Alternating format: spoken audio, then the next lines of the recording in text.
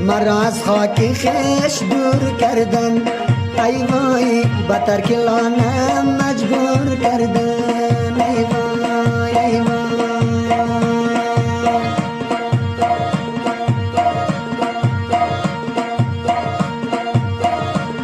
بمیرد رهبران خاین من، ای وای فروختن کشورم یا چور کردن، ای وای ای وای.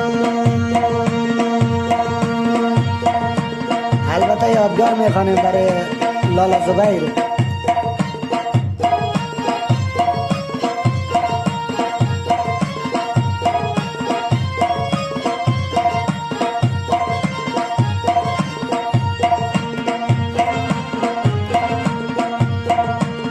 مسافر تا شدم مالم بتر شد، ای وای شب و روزم به سختی آسر شد، ای وای ای وای.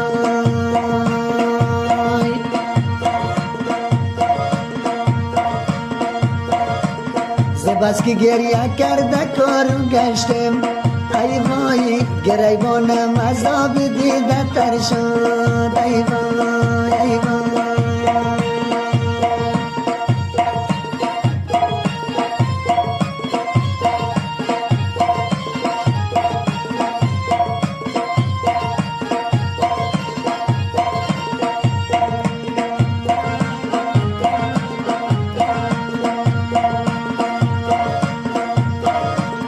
همون روز شدم از خانه رایی، ای وای کسی نگفت که با من خدایی، ای وای ای وای.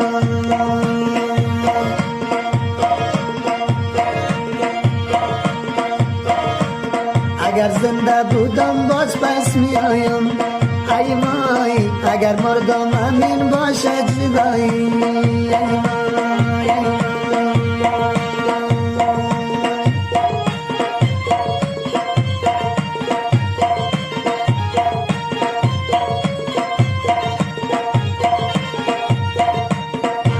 تقدیم میکنیم به زبیر جان نازنین.